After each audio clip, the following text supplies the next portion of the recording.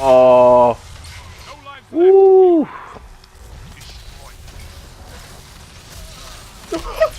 Oh no. Bit overkill, never mind. Minute left. The enemy is out of second chances.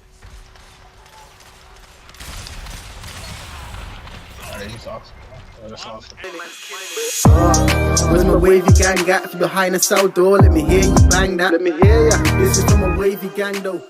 Man like Jimmy. Hello ladies and gentlemen, and welcome back to another video. Well, ladies and gentlemen, it is happening, and it is happening very soon. And if you don't know what I'm talking about, basically Bungie released this week at Bungie the TWAB post, and the Luna's Howl and the Not Forgotten are getting a nerf. Finally. Now, I have kind of shied away from the Crucible, mainly because of this, as well as the Reverie, which is a separate issue that I will make a video on. But for me, it hasn't been much fun coming up against people spamming grenades and shooting Not Forgottens at me specifically. Now, if you don't know, the Not Forgotten and the Luna's Howl are getting a nerf. So this is what the TWAB poster stated. So at the release of Destiny 2 Forsaken, 2 pinnacle weapons became available for players to earn in a competitive playlist in the Crucible, referring to the Luna's Howl and then the Not Forgotten. The quests are pretty lengthy. I'm not going to read through all of that, but the quests are pretty lengthy, and it takes a lot of skill, so to speak, and a lot of determination to acquire these weapons. Now, the dev team, and this is the important part, so the dev team, we wanted to give you a preview of some of the plans we have to balance the Luna's Howl and the Not Forgotten in Season of Opulence. After significant amounts of feedback, internal discussion and playtesting, we've decided to adjust how these hand cannons work. For some players, these weapons can represent a significant investment of time and personal improvement needed to acquire them. When tuning, we attempt to take into account the time commitment players make to acquire weapons and balance that against how these weapons affect the different game modes. Magnificent Howl, the unique perk on these weapons is too effective. Tick. It works in a neutral setting and rewards players for getting precision shots, something they would have done naturally. As a result, the time to kill of the game shifts to meet this new benchmark, and players feel that the majority of the primary weapons in Destiny 2 cannot compete with these pinnacle weapons. Check. Our current plan is to make Luna's Howl and Not Forgotten the only 150 RPM precision hand cannons. They will maintain some aspects of their current behavior while taking on the firing speed and damage of the 150 RPM hand cannons. Magnificent Howl will also be adjusted so that it increases only body shot damage, resulting in 2 headshots and 1 body shot kill. Magnificent Howl will still give an advantage due to requiring less precision shots, less precision hits for optimal time to kill. So let's have a little bit of a discussion about these 2 weapons. Now, first and foremost, there's going to be a lot of salty players out there. There's a lot of people already stating, I've watched a few YouTube videos from other YouTubers, and people are like, yes, I can see why they want to nerf it, but why did I have to nerf the Magnificent Howl perk? Why did I have to put it in the archetype? It's not going to be as powerful as it once was. Look, the Luna's Howl and the Not Forgotten are hella strong right now, and something needed to be done about them. And in my opinion, something needed to be done a lot earlier or a lot sooner. Having a weapon which is easier to use but is obtained by the players that quote unquote are more skilled than the rest of the average player base is never a good thing.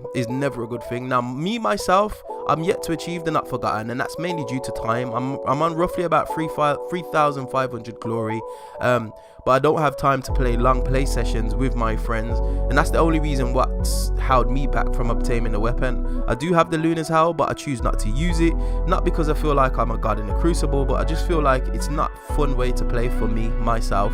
Now, there are some players out there that really enjoy the weapon as it is at the moment, which you can literally 2-tap, 3-tap players quite consistently, to be honest. But in my mind, it makes a lot of the other weapons in this sandbox redundant. So, moving it to a 150 RPM precision hand cannon, I don't know how much of effect that is going to have on the actual sandbox.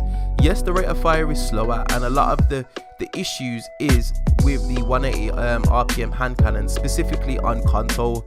But I feel moving it to the 150, I don't know how much of a difference that is going to make in the current sandbox, because you can still shoot the thing pretty fast, and if you've still got the perk active, you're going to be able to 2 headshot, 1 body shot Guardians regardless of their resilience, which yeah is a good thing. It is a pinnacle weapon, I suppose.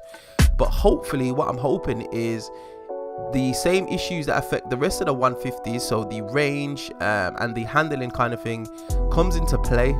Because there's one thing about the 180 RPM hand cannons: they've got fantastic range, they've also got fantastic aim assist, and they've got little to no recoil. So they're probably the easiest hand cannons to use within the game, especially when you're combating something like flinch and other people are shooting back at you. They're the easiest to use in my opinion. When I get frustrated, which is not often, but when I do get frustrated, I see myself throwing on a 180 hand cannon, whether it's a service revolver or a trust or even Luna's Howl. I throw one on just so I can feel like, you know, I can keep my own in the current sandbox or the current meta, so to speak. But moving it to a 150, it will be interesting to see how much an effect it does have. It will lower the time to kill. I think it brings the time to kill down to about 0.8 seconds, which brings it in line with some of the other weapons. I think the only thing that's faster than it at the moment is the Recluse and the Last Word. So in that respect, it's always a good thing because it's bringing it more in line with some of the other weapons, and it's more difficult to use. Also, with the Magnificent Howl perk, it now no longer changed. So what could happen previously is you could get a couple of body shots, a couple of headshots, and then you'd have the Luna's Howl perk active. Then you can move on to another Guardian and get 2 headshots and 2 tap 'em, basically.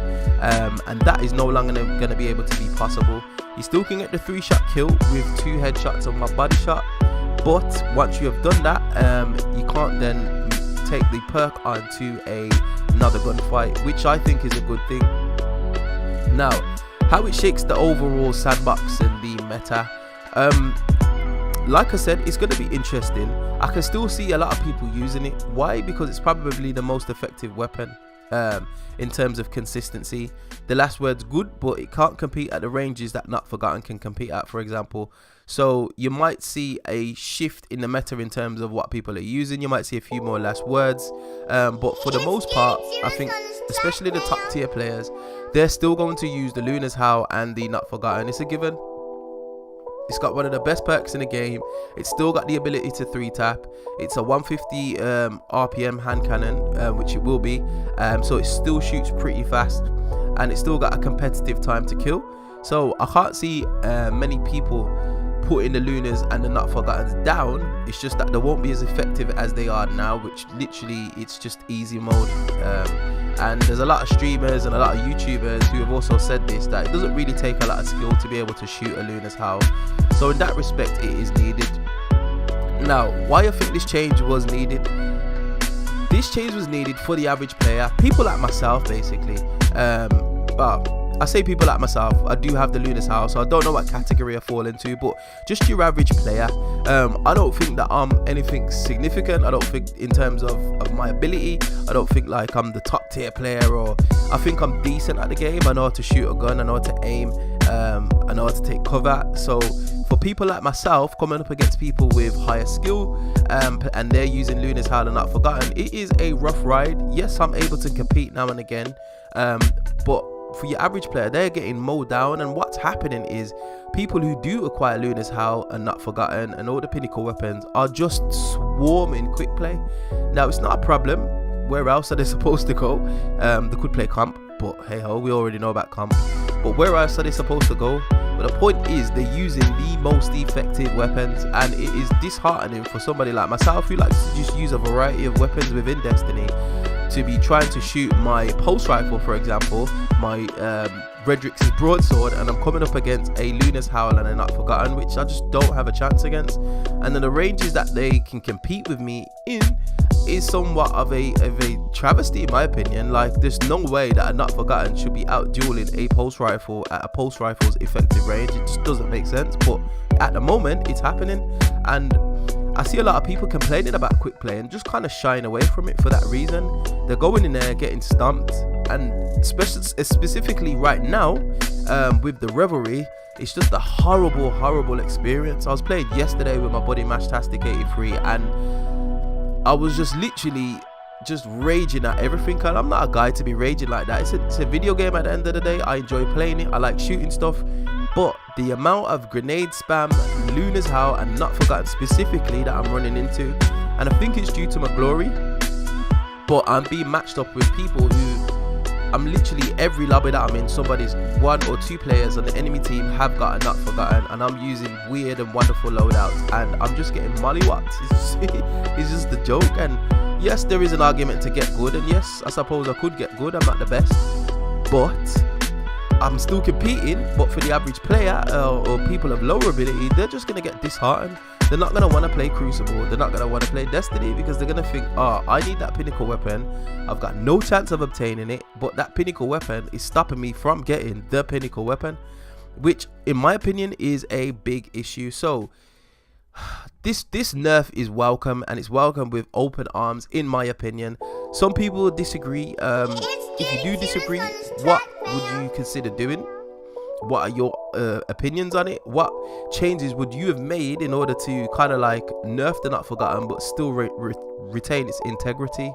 What would you have done? I'm intrigued and interested to know, because I think Bungie have done a good job. I still think they could have done something a little bit more in terms of nerfing the hand cannon, but we'll have to wait and see how it kind of plays out, what the sandbox looks like with the new and updated Luna's Howl and Not Forgotten.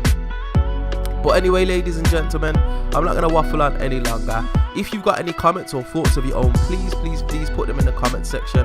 I'm trying to understand what is going on here and why it's such a big issue, basically, in terms of players, because I thought it would have been a universal decision, but there are some players out there that genuinely do not want this to happen.